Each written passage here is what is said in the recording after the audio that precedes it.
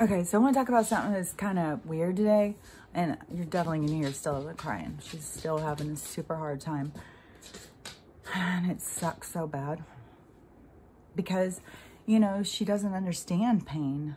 She doesn't, and I keep trying to explain it to her. And she just doesn't understand it. And she's miserable. And, you know, it's not my thing to go and put her out of her misery, especially when I know that we're so close to, you know, this technology that we all need, that they are holding back from us so we can all be healthy. So it's annoying as hell. But what I want to talk about is something that I think a lot of people don't really understand. It's kind of like magic, really, when you think about it. So, you know, there's tons of people who are struggling with their weight, of course, but other health conditions. There's people who that have health conditions that they don't even know they have health conditions yet.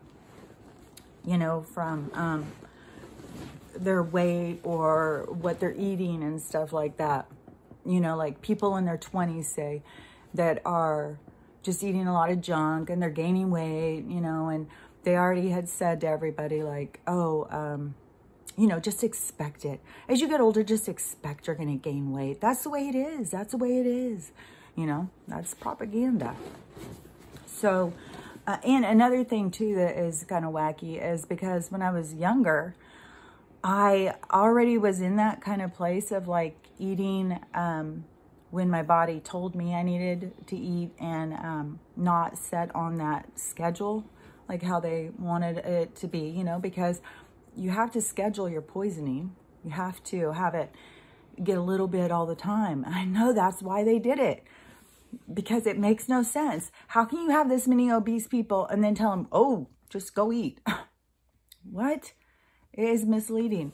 And so when I was younger, you know, and I was more like that, well, then everybody, you know, men I was with or whatever started telling, especially told my kids that, you know, I was anorexic, you know, I was shallow, obsessed with my body and stuff like that, kind of, you know, and because I was not as sure of myself back then it was like, oh, okay, I got to try and conform, you know, like, am I just an obsessed, crazy person about my body? Am I anorexic person and all that stuff? Because, you know, they mess with our relationship with our vehicle because it's two separate things. You have your soul and then you have your vehicle. They want to merge them into one so that we think that that is what we are. We're going to die. We need our brain, blah, blah, blah, all that stuff. I'm telling you, the stuff with your brain is so misleading. So anyways, then, and there's so many people, it just still blows my mind. These people, like, you die and suddenly, you know, without your body or your brain, I guess, you become a monster, you know, you just don't even know you're just a monster. It's like, no, you're the same. Even when you come out, you're still the same. But when you're in, this is what we're talking about. So, anyways, you know, I went through, you know, the same thing as everybody else, you know, getting pregnant and gaining weight.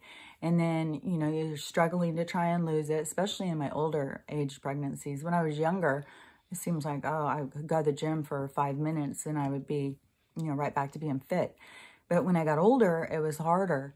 And, you know, and they kept being like, oh, well, your metabolism is slowed down. But there's also other things, other components that I think I wasn't necessarily thinking about, because there's a lot of, you know, when your kids are little, there's a lot more of like, we're going to eat dinner, we're going to eat lunch, you know, and I don't know, there's just, it's different.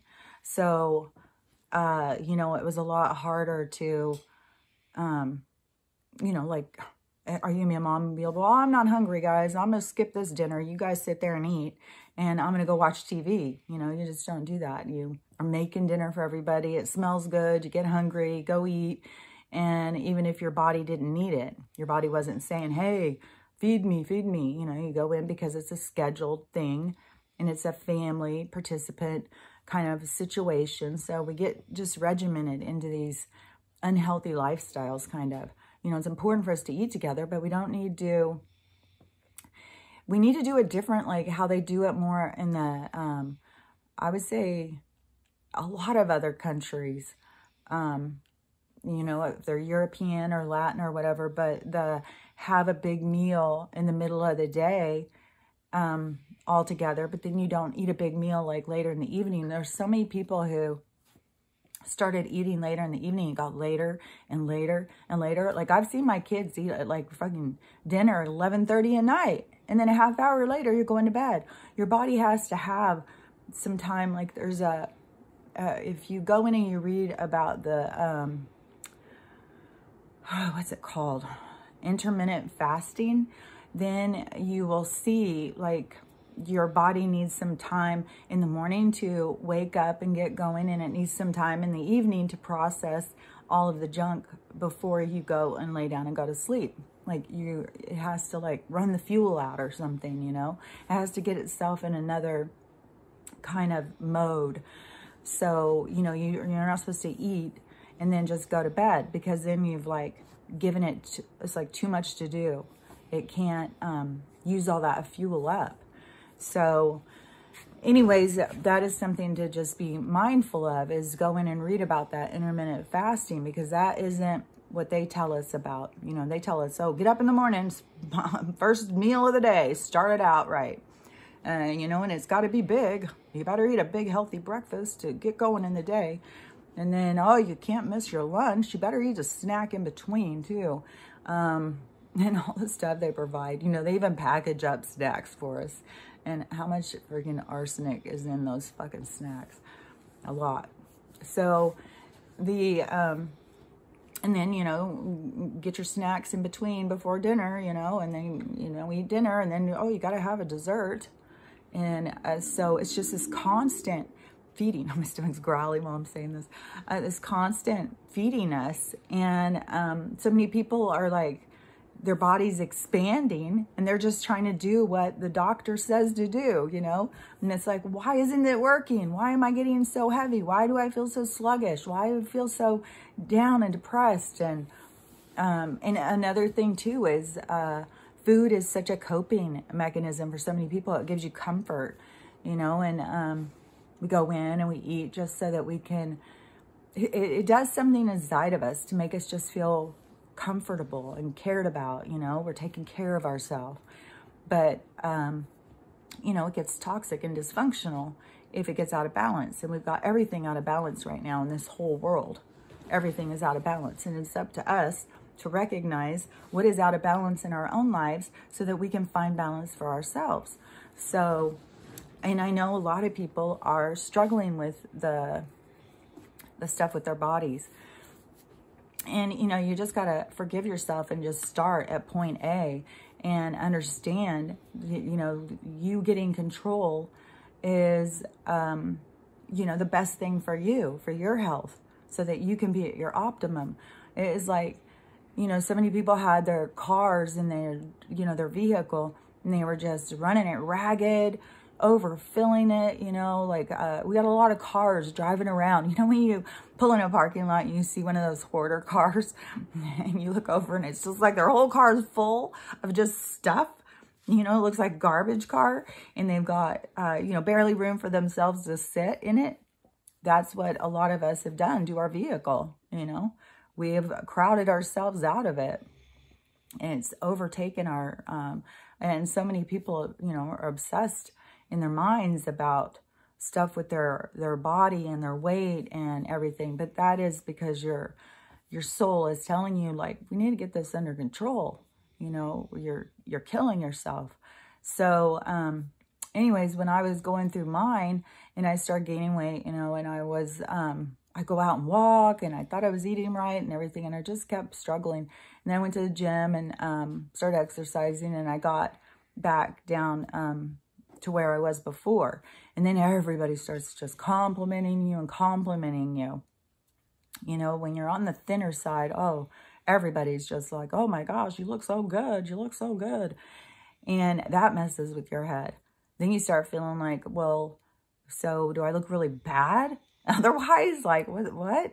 You know, and people think they're doing something and saying something nice, but it really messes with your head. And so then when I got like that, at some point, I don't remember, it was still before, I gotta remember, it was before, it was like right around when I had my kids, I think. And I got this horrible, horrible headache, and I started puking. I couldn't stand up and stuff. So went to the ER, and then I found out, you know, oh, it's a migraine. And that is a thing where, you know, I went a couple of times into the hospital when I had a migraine, you know, and all they do is just shoot you full of drugs, and you just fall asleep. And when you wake up, you don't have your headache anymore. But when you are having a headache that is so horrible that, you know, that sounds like, okay, and you don't want to lose the day, but, you know, something, you're going to lose it anyways because your headache's so bad. So kind of it just gets you in this like trapped position of like, what do you do? And a lot of people, like working in the hospital, I saw how many people start doing that. Like they get a headache and they go in, and it started being like, some of them, I think, you know, that truly had a headache and were desperate, but it started being very much like a lot of people coming in saying they had a headache just so they could get drugs. So it started being used and abused. So then the hospitals and stuff started having a different attitude towards it, and they would treat you really bad when you went in. So I was like, I am not doing this. This is not, you know, I'll figure out a different way to handle my headaches, and started trying to focus on other things that I could do. And, you know, it is putting your intention and stuff towards it. It is saying, you know, I am going to try and figure out like what's the best way that I can control these headaches. And I remember it was all different. I think a lot of times it was just, you know, go lay down in the dark and try and relax and let it pass. But that is when they started loading me down on pills and pharmaceuticals. You know, I like I said, I was on 18 freaking pills when I finally was like, I was so sick. It was like, no, that's enough. I can't fucking do this. And it was already, I had already gotten my brain injury. When I got my brain injury too, I had, you know, when I got the first surgery and they gave me the brain injury, the anesthesiologist did. And which, by the way, I've said this before, but I'll say it again. He did get like a very horrible end to his life. You know, he's found the kid that he was trying to protect, cut him up, dismembered him, and put him out in the burn pile out in the driveway. And that's where I found him. When they went into the house, it was blood splatter everywhere. It was really gross. So, you know, he did a lot of bad stuff, and he, you know, he had a bad end, really bad. And, you know, it was in the paper and stuff about his demise. It was pretty wicked. And left his kid, his disabled kid, whatever's wrong with that kid that he was trying to protect. You know, because when he started the fire and he started doing insurance fraud, he should have looked at it then. He should have seen, like, you know, we got to do something. This kid's out starting fires. We got to do something. Who knew? You're going to end up dismembered in one of his fires. So, anyways, when I went in to get the one surgery, you know, and it turned into such a disaster, and then he didn't even do all the stuff right. Like, he left my ovaries in, and that was one of the big problems, is my ovaries were twisted, and they were covered with cysts and stuff. And he left them in there. He said he cleaned them up, untwisted them, and all that stuff. But I went right back into just horrible pain because my ovaries were constantly full of cysts. And anybody who's had a cyst on their ovary knows how painful it is. So it was really horrible. And then I was bleeding. And so I had to go in and get another surgery because there should be no blood. You know, where's the blood coming from? And so when I had to go back in and get another surgery, which I had to push so hard to keep calling their office and calling their office. Like, nobody was there for me about the brain injury. That's like, oh, take hormones. That's what's wrong with you. You just got a hormone problem now that you got a hysterectomy. And that's why I tried them. And I was like, no, this isn't making my brain better. And then when he did the second surgery, then it was like they had left a hole in my vagina. The blood was coming from somewhere else in my body, going through and coming out that way. And then took out my ovaries, did some more stuff. There was a whole bunch of stuff. And then I got out of that surgery and went home, and I was struggling so hard. And then before I went into that though, I was already on tons of medicine. They added more once all this happened. They added a lot more. I think I was probably, I don't know, on 6 pills or something like that before. And but they just kept adding more and more and more. And you start having side effects to the different medications, and they don't acknowledge it. They just, and I was even going to the pharmacist and having him go over all my meds and saying, you know, I'm having some issues. Do you see some problem here? And then when he did, and I told the doctor, she was just like, no, he's wrong. And so, you know, I was already like, something's off. And so within a couple months from that is when I just went off of them all.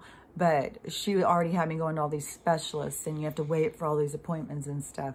And so at this time in my life, I was super, super, super skinny. And this time I was at a point where I reached that body dysmorphia. I mean, I feel like I was so cut off from my own self. Like when I talk about connecting mind, body, spirit, I was in such a desperate state at that time. And I think it gets to that point of, you know, you're just wanting acceptance, you're wanting to feel connected, you're looking for who you are. And, you know, I was just a mess. And again, everybody's telling you, oh my God, you look so good. You look so good. And then but I didn't feel like, I felt like I was really big. I felt like I was super overweight, and I was really skinny. So I had this body dysmorphia. And so I would obsess about it. And this is what I think bothered my kids a lot, because I would obsess, you know, do I look fat? Do I look fat? Do I look fat? It's like, oh my God, you look like you just came out of the Holocaust, Mom, shut up. And that's how we can get so disjointed in our head that we can't really see what's right in front of us. It's crazy.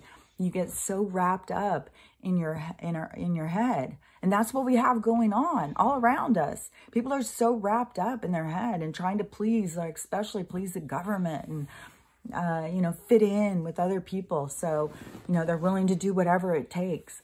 And there's so many people, they're just so ready for this to just be over, which, oh my God, what a fucking cool ass sign about the Canada stuff. Oh my God. That was so fucking cool. That is right there. You see, the change is happening. There's no going back. It's us coming together. We are standing together and saying, no, no more. We have the right to have control of our own life. You guys don't control us. So it's, you know, there is no going back. You know, we're headed in that direction, and we're headed fast, and it's super cool. That was, I only saw a little bit of clips, but it was like, oh my gosh, definitely bawling my eyes out, you know, to see people coming together. And even on some of the stuff I saw, like little kids sliding down the hills, all their parents up there with flags. It just was so beautiful to see people come together, because they've kept us so divided. And it's so exciting. You know, nobody's standing there going, well, who did you vote for? What did you do? Who, you know, that's just the shit they want us to argue about. Who gives a fuck? Doesn't fucking matter. So, you know, when I got to that point of, you know, it was messing with my head. I felt like, you know, if I gain weight, then, you know, I have no value or something. You know, I was really in a weird place. And that after my hysterectomy, I started gaining weight, but I also had lost my job, and I was so confused. I just kept gaining weight and gaining weight and gaining weight.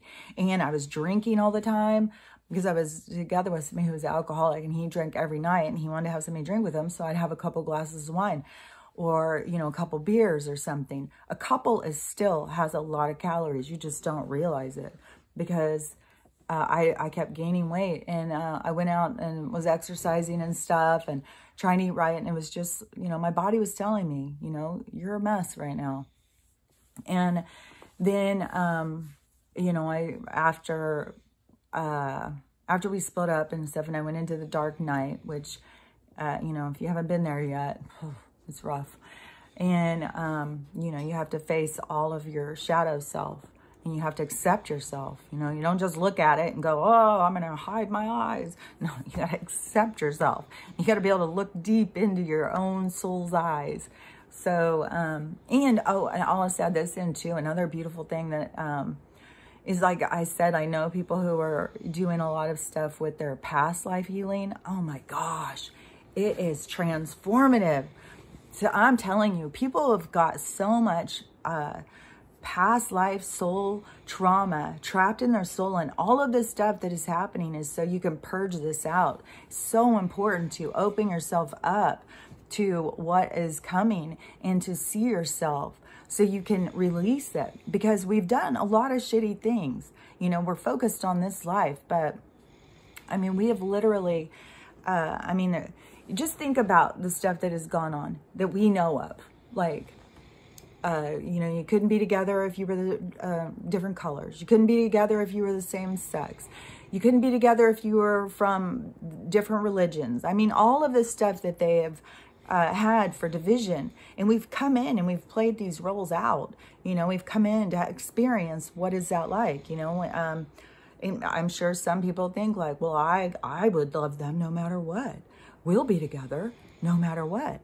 And then you come in and you go into these different vehicles, and then you see the social parameters that you are, like I said, we build our own birdcage. We build our own cell by what they give us. And so all the people that came in to love, and then, you know, they ended up fucking each other over.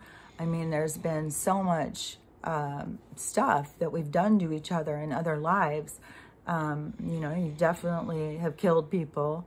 You've definitely done things to protect yourself and let somebody else be killed. I mean, there's a lot of things, you know, they carry that you don't have any recognition of. And when you start really looking, you'll see that your life is trying to show you certain things to bring them up to the surface so you can release them. And when you release them, it is healing for your soul. My hair's driving me crazy. I just washed it. It's just driving me crazy.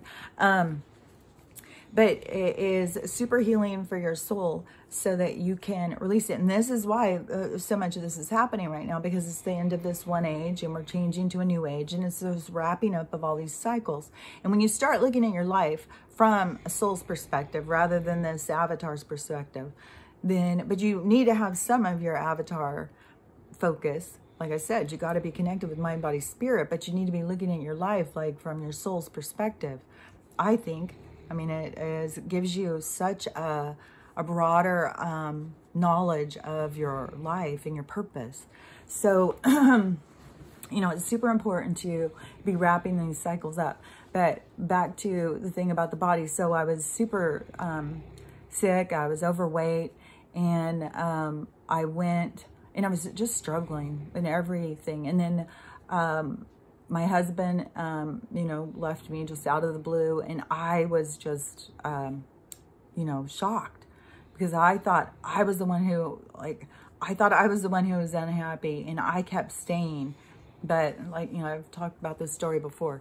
And so after that, you know, when I started really, I wasn't supposed to be driving, and I started riding my bike everywhere. Like, I'd ride 8 miles to go to our shop. I was trying everything I could to save the tattoo shop and stuff.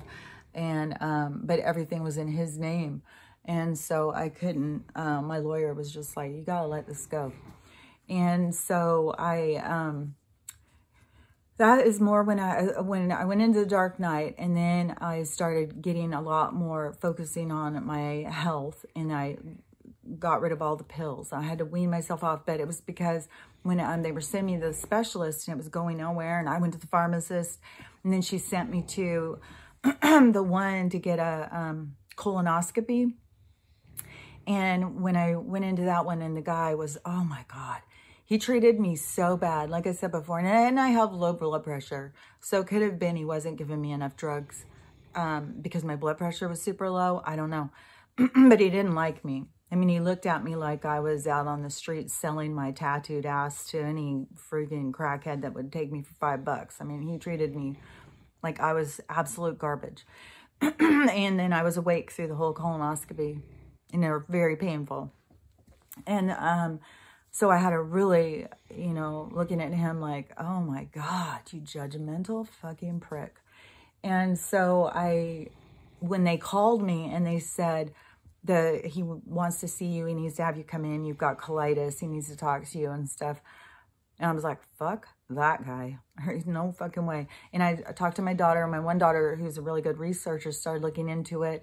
And that's where I saw I got to go off all the meds. The meds are giving me colitis. That's the thing, is that they're giving us disease with these pills that they're telling us we need. And, you know, like most of us participate. Oh, a pill? Okay, yeah, I should take that then. I'll feel better. That's the way this world is. No, that's the world they created. So I weaned myself off of all of the medicine. I just looked it up and seen, like, you know, how to get off of it. Like some of them you have to actually wean down. You have to take a little bit less every time. Other ones you can just drop them. So I looked it all up and started doing that and focused on drinking like smoothies and just detoxing myself. And that's when I started smoking weed. At first I didn't smoke it. At first I just like a hard candy or something, and it really did help with the pain of getting off, because you go through a lot of withdrawals. 18 pills. I was really going through some withdrawals. I was, oh my gosh, it was hard, really hard. So I'm not saying, oh, you know, it's just easy peasy. If you're on a whole bunch of pills, just stop taking them. I'm not saying that. No, I was a nurse, and I actually, you know, researched it and figured out how to do it. And I didn't tell my doctor. I didn't go in and ask permission. I just was like, okay, she's not listening to me. I've got GI disease now, and I've got to, I'm the one who's got to do something about this. They're not going to do anything. I mean, they already had let me almost die in the hospital. So then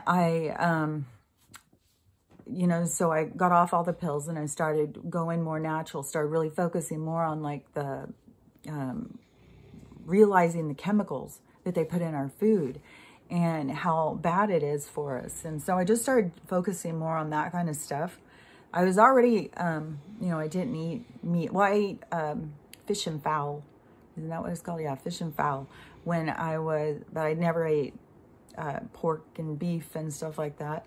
So I mostly ate vegetables. And so I already was a pretty healthy eater. And then but I like junk too. I like cookies. I like chips. I like cheesecake. I love cream cheese. You know, there's lots of junk I like. So it wasn't until I got here, and then, you know, we've gone through so much with 2020 and 2021, and being isolated and alone so much is giving me a lot of focus on my own self and my own health and stuff. And I had heard, you know, because I still wasn't down to like, I was thin. I think, you know, when I was going and riding my bike all the time, I mean, yeah, people thought I was thin. I mean, people would always say, you know, so I was in good shape, but still, while I've been here, I had heard this a long time ago. And so I decided, and this is the whole point, you know, I'm trying to, that was kind of to give the background. This is the part that I think is the magic part. And so I had heard this a long time ago. Like, you can tell your body what size you want to be, and then it will get you to that size. You tell it what you want, and then it will put you there. So I decided, oh, I'm going to do that. I'm going to go and think about, you know, when was the best that I felt like I was in my best, healthy, you know, for my body, where I felt like I was in my prime. And I was thinking, I think it was like in my early 20s, where I felt like, you know, I was in, before I had kids. And so I started thinking, that's the image I put in my head. That's what I want to look like. I want to go back and be in that kind of, you know, get my body back to that, where it is healthy and I don't have all this excess weight and all that. My TV just went off and turned back on. Anyways, so I set my intention on this image of myself back then. And then I just tuned into my body and trusted my body. You know, it will tell me when I'm hungry. It will tell me when to eat. It will tell me when to stop eating. And it knows what I want to look like. It works. I'm not kidding you. It freaking works. And I think it takes a practice, and it takes tuning into your body, because it will definitely, like, I still eat all sorts of junk. I mean, I cooked potatoes with cheese on them. I eat a lot of potatoes, I think. Potatoes with cheese on them. I have potatoes with gravy. I like potatoes with gravy. Like, a lot of the stuff that I eat that people think like, oh, you can't eat that and be in shape. You can't eat that and be in shape. You can eat whatever you want. It is more of tuning into your body and know when your body doesn't need more.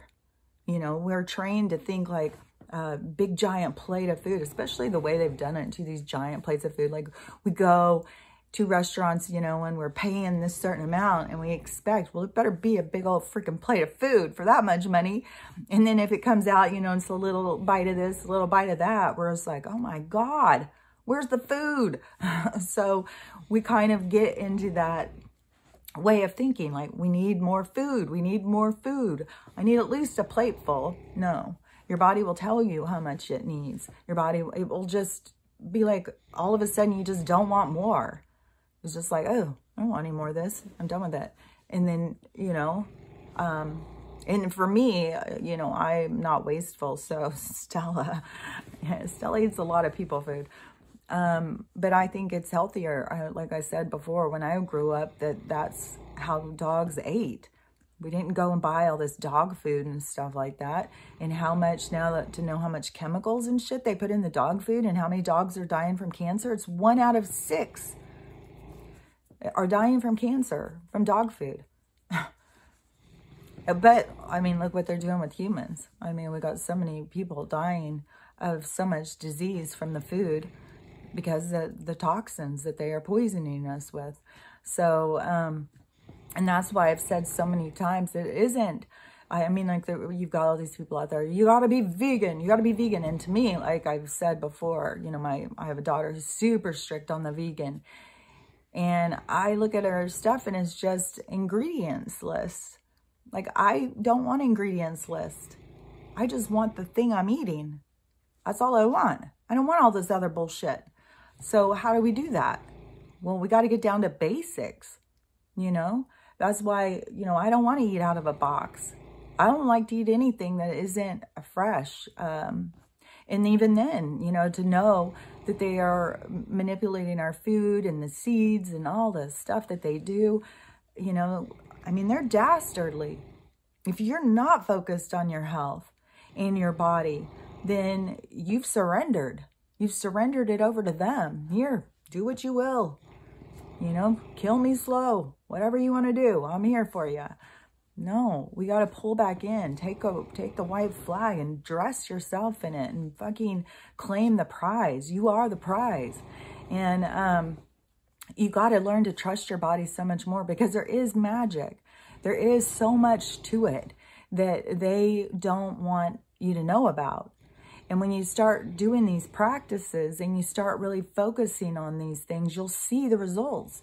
You will see, you know, and like, go in and start wherever you are with your body, you know, and keep in mind your body shape. It's not like you can go in and be like I can't go in and be this body shape and then think, oh yeah, well, I want, you know, I'm trying to think of who has one of those big round butts. That's not my body shape. So I could go in all day long and sit there and go, oh, just give me a big round butt. And, you know, I mean, it would get more, I'm sure, you know, it would get more fullness or something. But anyways, keep in mind of your body shape. A lot of people, I don't even think they know their body shapes. We've got so much weight that we've put on ourselves to protect ourselves from this world that we don't even know what our shape is. Like, there's so many people, I think, that think, oh, I don't have a good body. I got a shitty body. Well, you take off that overcoat that, you know, has been you know, well established by this societal norms, you know, that, I mean, like, it's more accepted to be overweight than it is to be healthy. Like, but that's what they do. You know, they don't want us, they want us to think that's toxic, to focus on our health and take care of ourselves. They want us to think like that's bad. Don't do that. That's shallow. No, it's not. It's not shallow to care about yourself. And so if you tune into your health and you connect with yourself, you can go in and say, like, you know, I really liked how I looked, you know, after I had my kids, and I filled in a little bit, and I loved my body back then. I felt so good. I loved it. Then go in and start really focusing on that and get yourself back to what you ate during that time and how you ate and how you took care of yourself. Because it doesn't matter what your age is. I'm 60. And I mean, I can do things that most 60-year-olds, I mean, I know that there are some 60-year-olds who have continued to take care of themselves. It's just been such a big part of our life to just surrender our health over to the controllers. So there's a lot of people who are my age who, you know, are not taking care of themselves, who believe they're just old. They carry pain that is unhealed, and they're just, you know, kind of waiting to just get the hell out of here. You know, they don't give a crap. They're just sad and depressed. They're sick of the drama, you know. But I think when you get yourself into that state and you start feeling good about yourself, you know, and also if you do this little magic trick I'm talking about, you can look this stuff up. Like, I heard about this a long time ago. I don't even remember where, but it started just coming into my head a lot. And then I was like, well, okay, I'm going to try this. I'm going to, you know, and I was in pretty good shape before that, but I was like, I'm going to get down to that size and the shape I was in then. And it even goes to the same weight. You go back, and it's not like I'm doing something, starving myself or anything like that. I eat all the time. And I eat all sorts of stuff. I eat what I want to eat. And I'm still back to where I was.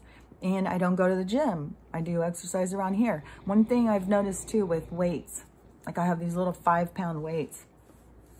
When you use your weight, like you can use your small weights or whatever, but when I do it, I imagine the weights are way more heavy, and I make my body react like the weights are heavier, like they're super challenging.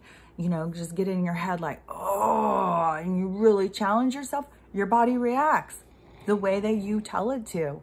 So it will build muscles. It doesn't matter if you're 5 pounds or using 5 pounds weights.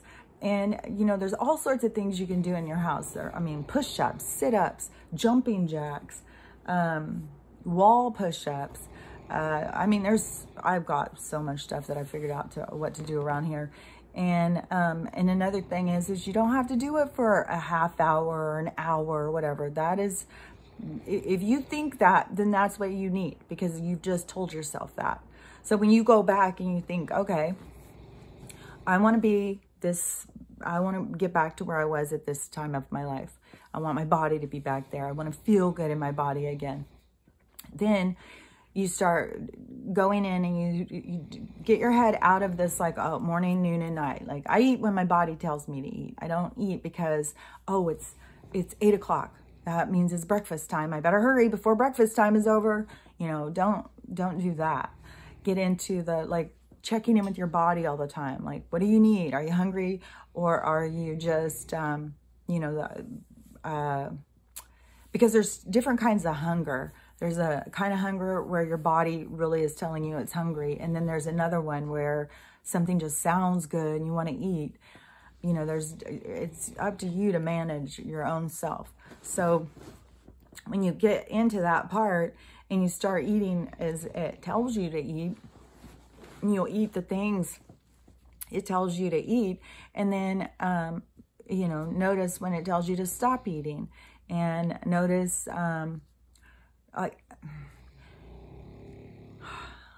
of the things, like, because I could be sitting here and I could be thinking, oh, you know what sounds good is blah, blah, blah.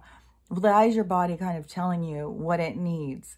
And when something sounds good, it's kind of informing you of what it needs. So if yours is telling you every day it needs chocolate cake, well, then you probably just need to go like, hey, is this my ego or is this my soul? Because a lot of people are really confused. They're listening to their ego and they think they're listening to their soul. But your soul will give you, you just got to check in with yourself, you know, go into your things deeper, question your stuff more. But when you get into that, you know, start, you know, like 10 minutes or something, you know, and I'll do it like throughout the day. I may just all of a sudden get up and start doing my stretches. That's a big one for me. I go in and just start doing my stretches and it feels so good. And the stretches I can do and the balance I have now is, I've never been this, I've never been able to do some of the stuff I do. Never before could I do it. And now I'm 60 and now I can do it. And that is me doing it. You know, I had to do it. It didn't just happen. Like I didn't just get out of bed and it was just like, oh, now I can do this. No, I had to make that happen for myself. I had to, you know, consider myself important enough to take care of myself. So, you know, I may get up and do some stretches. I may get up and, you know, do my weights for a minute. I may just get up and make a cup of tea, and while I'm waiting for it, just start doing push-ups on the wall. Or, you know, I have a, whatever that thing is called, this old radio thing. And it's just like the perfect height for a ballet. When I was in ballet and it had the bar thing and you'd have to put your foot up and we'd have to do these stretches and stuff. And I was so awkward back then. Now I can do, like I do those kinds of things, but just periodically through the day. I don't start out some big routine. It's kind of like your body just needs to keep it going all the time. You know, you don't have to just powerhouse it and, you know, wipe it out. No, you can just get up periodically through the day, you know, just go out for a quick little 10-minute walk or jump up and do some jumping jacks, whatever it is. Just keep your body active and challenge it a little bit. And you'll find you will get in good shape. You don't have to, you know, spend 2 hours at the gym to be in good shape. You have to put your intention in there, and then you have to listen to your body and focus on what your body's telling you, not what the government is telling you or the science is telling you what to do. Listen to your body, because your body knows more. And everything they're telling us is all lies. So there you have it.